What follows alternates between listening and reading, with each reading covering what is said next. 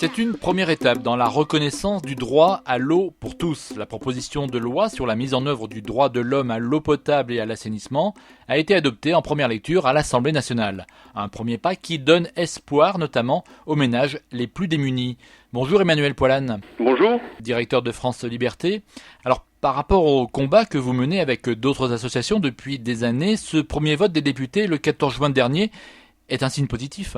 Oui, c'est un vrai signe positif. D'abord parce que c'est la concrétisation d'un travail en commun avec le Parlement et notamment les députés de l'Assemblée nationale. C'est-à-dire que c'est pas un travail qui a été fait par les députés, c'est un travail qui a été co-construit continuellement entre les députés et la société civile.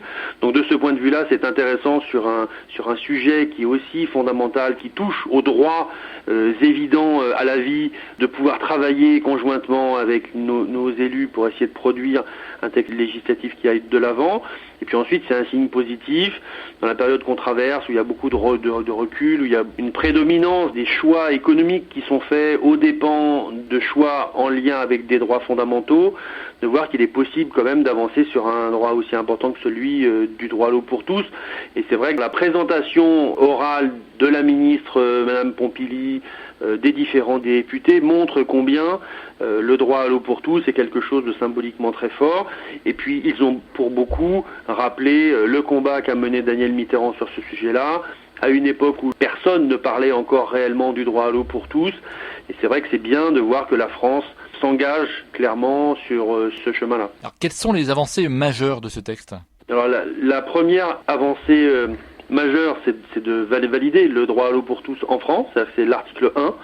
Donc pour l'instant on était dans une approche très économique du droit à l'eau, puisqu'on était avec le droit à l'eau pour tous dans des conditions économiquement acceptables.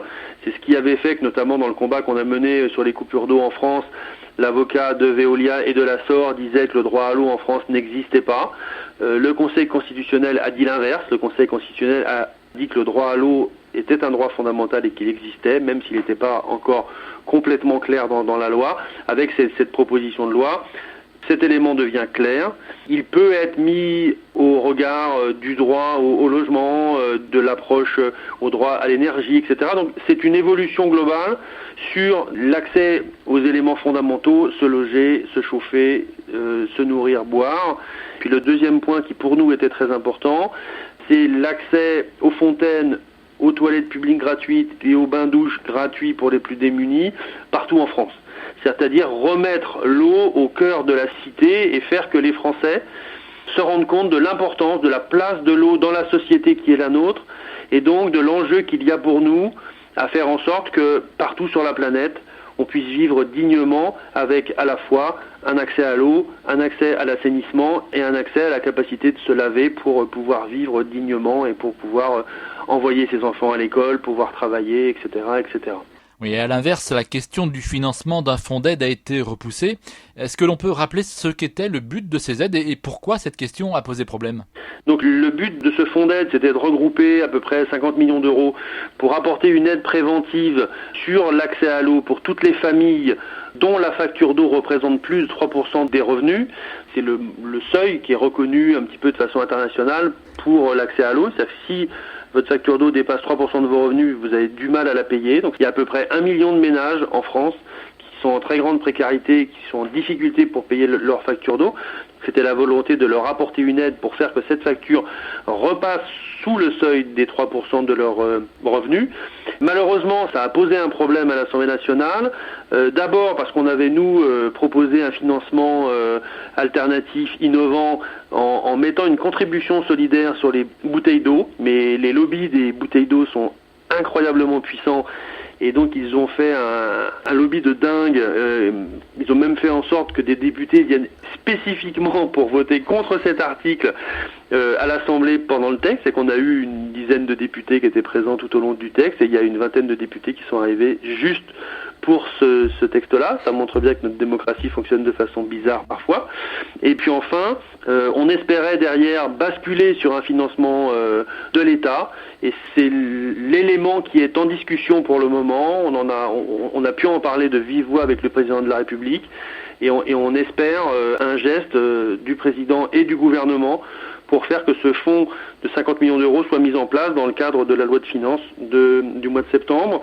Il faut bien mettre ça en comparaison avec le fonds d'aide de 650 millions qui est mis en place pour l'énergie. Donc 50 millions, c'est vraiment pas énorme et je pense que ça mériterait que l'État français mette cet argent sur la table pour qu'on puisse dire qu'à la fois on a mis en place le droit à l'eau pour tous en France, on a permis de remettre l'eau au cœur de la cité et on aide le million de familles qui sont en grande précarité et qui méritent qu'on leur donne un coup de pouce pour payer leurs factures d'eau. Alors aux Nations Unies, la France a reconnu ce droit de l'homme à l'eau et à l'assainissement.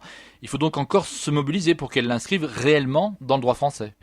On est dans une période où c'est difficile, mais nous on est toujours surpris de voir que pour les droits fondamentaux, parce que ce qu'on propose c'est simplement de permettre à chacun de vivre dignement chez lui, c'est pas quelque chose qui semble ni irrationnel ni impossible à mettre en œuvre dans un pays aussi riche que la France.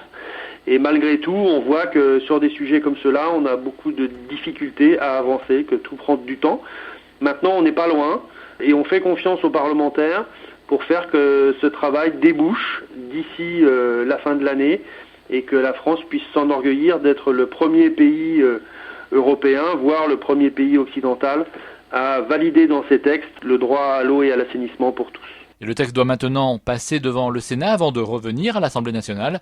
Nous suivrons bien entendu sur Fréquence Terre l'issue de la navette parlementaire de cette proposition de loi. Merci Emmanuel Poilane. Merci à vous. Monde solidaire à retrouver sur fréquenceterre.com. Philippe Bourri, Fréquence Terre. Retrouvez et podcastez cette chronique sur notre site fréquenceterre.com.